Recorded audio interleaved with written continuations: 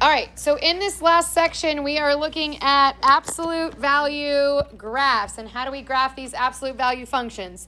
So our general formula or standard form for our absolute value functions is this f of x is equal to a times the absolute value of x minus h plus k. And in this form, we have enough information that we need to graph these V-shaped graphs that we will see with absolute value. And what you'll notice is graphing these absolute value functions is going to be very similar to graphing in a line. Because what we're going to do is we're going to build this linear function, this right side of the graph, and then we're just going to use the fact that it's symmetrical to create a matching left side. And now all of a sudden we have a V-shaped graph. Yay. Okay? So in this formula or in this standard form, the A value, whether it's positive or negative, that's going to give us the slope, so the rate of change of the lines that are forming this V, okay? And then the HK is going to give us the vertex of the V. So the vertex is going to be either the minimum, or if it's turned upside down, then it would be the maximum point. So they're giving us a point on this graph when it's in this standard form. We have the vertex. And we'll use that point and the slope to graph the V. So when we have that our vertex is the HK, the H value is the X value of the vertex, and the K is the Y value of the vertex. All right, so that's going to be that ordered pair HK is the same thing as that ordered pair XY. That's going to be our vertex. So again, looking at this form, whatever this coefficient is of the absolute value, that A, that's going to be the slope. And then our vertex, the values that we need for the vertex are going to come from right here with these H and K values. So those are the values that we're going to use for our vertex, our XY ordered pair. Now, the one thing that you have to be very careful about is that we are looking for H for our vertex, and this is negative H, which means the opposite of H.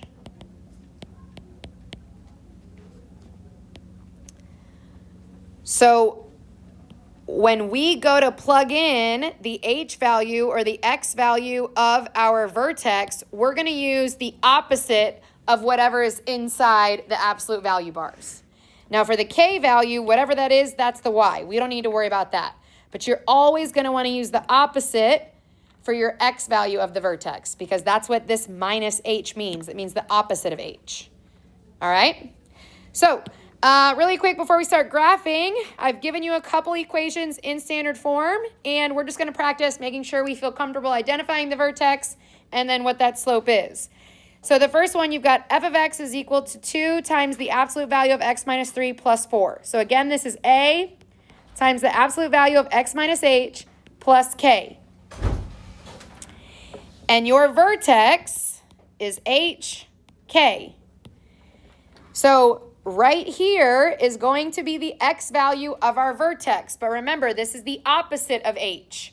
So if the opposite is a negative 3, then that means the H that I need, that I want, is a positive 3. Very good. It's just the opposite of a negative 3, which is a positive 3.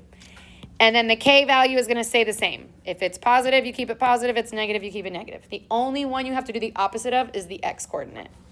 Okay? And then your slope is just this coefficient of the absolute value. So the slope would be 2, or if we want to write it as like rise over run, like how you graph lines, we would just do it as a fraction 2 over 1.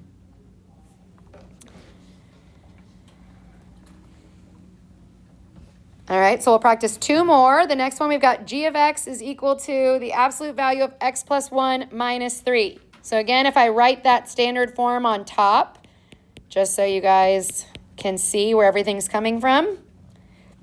When we're looking for our vertex, we're looking for HK. Inside is the opposite of H. So if this is a plus 1, that's the opposite of our H, which means our H is a negative 1. And then again, the K stays whatever it is. So negative 1, negative 3 is going to be the vertex of our V-shaped graph. And then we don't have a coefficient that we see What does that mean is the coefficient of the absolute value? What is our slope? 1. Good job, guys. 1. Or 1 over 1. And then the last one I've given you, h of x is equal to 3/4 times the absolute value of x minus 2. So this is still in that standard form, x minus h plus k, where our vertex is the hk, but there's no h here.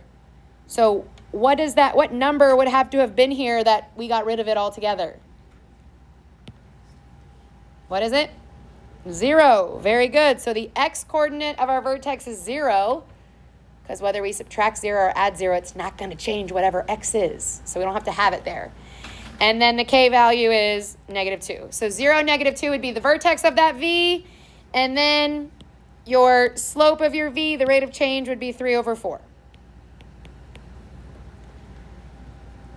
All right?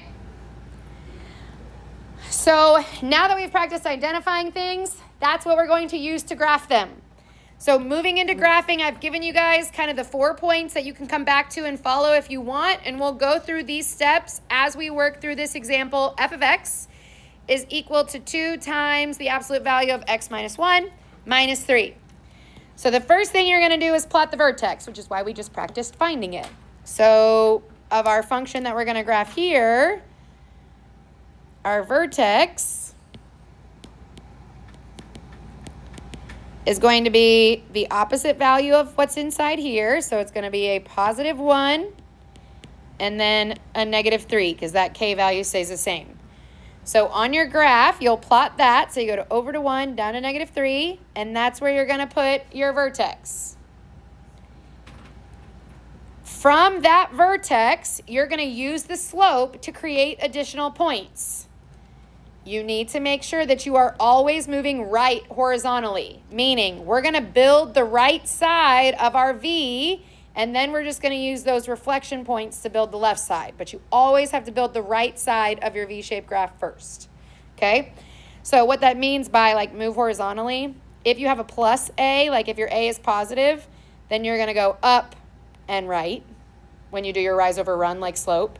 If you have a negative A, you need to go down and right, so that you always need to be moving right. All right, so then here, our A value is a +2, or 2/1. So that means from our vertex, we'll go up 2 over 1, we can plot a point. Up 2 over 1, plot a point. Just like you would use rise over run with a linear function. Up 2 over 1, plot a point. Up 2 over 1, plot a point. Now that we have that right side of our graph built, we can use symmetry to create the left side. So instead of going up and right, we can also go up 2 and then to the left. Up 2 to the left. Up 2 to the left. And now we have the left side of our V, so we will connect those points. Arrows on both ends to show that that absolute value function is going to keep going. Even though we're not going to draw it all the way to infinity, it will continue to stretch that way. So identify the vertex and then just use that slope to make those right points, and then make those mirror image points on the left. And then all of a sudden you have an absolute value graph. All right? Okay, so we will do 4 and 5 as a group, and then I'll have you try 6 with your partner. So we have g of x is equal to the absolute value of x minus 2. So this time your vertex, remember your x-coordinate is the opposite of what's ever inside here, so that's 2. And then I don't have a constant out here. I don't have a k. That means that your y-coordinate is 0. So your vertex is at 2, 0, which would be right here. And then we had one like this up top. If there is no coefficient, well, that's because the coefficient is 1. And we don't have to write that. But it's positive, so we're going to go up and right to create that positive slope. So from our vertex, up 1, right 1, up 1, right 1, up 1, right 1. And that's our right side. And now we can use symmetry to create that left side. So up and left, up and left, up and left.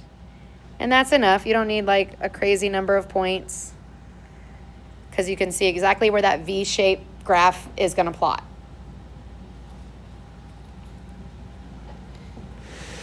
Not bad? Okay.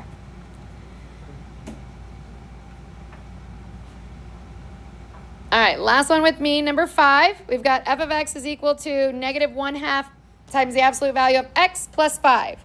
So we had one similar to this where we don't have a value on the inside of the absolute value bars with x. That means that the x value of the vertex is 0, and the y value of the vertex is 5. So you're going to go to 0, 5, which would be right there on the y-axis, and plot that vertex point. And now this time, we see our first negative slope. This is the first one we've done that has a negative slope. So what's going to happen is instead of opening up, it's going to open down. Very good. So we're going to go down and right to create the right side of our absolute value graph. So down 1, right 2, down 1, right 2. And that's going to be the right side of the V. And then we can use symmetry to create that left side. Down 1, left 2, down 1, left 2. And with those 5 points, I can very easily see exactly where that V-shaped graph is going to plot.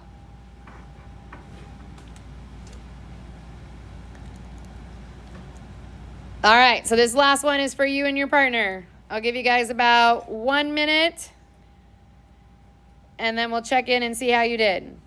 Ready, go. So hopefully everyone's graph looks like this. It doesn't? For real? What happened? Your vertex should be at -1, -6. Did you get that right? Okay. Then your slope is a positive 4 over 1. So remember, slope from like linear functions is rise over run. So you have to rise 4, run 1. Rise 4, run 1. Did you go up 1 over 4? No? I use my slope as my vertex by accident. Oh. So I put it at 4. Got it. Your vertex is this HK, or the opposite of H and then K. So that's -1, -6, and then up 4 over 1, up 4 over 1. And then I just did the opposite to make that left side. And just like that, I've graphed my absolute value function. All right.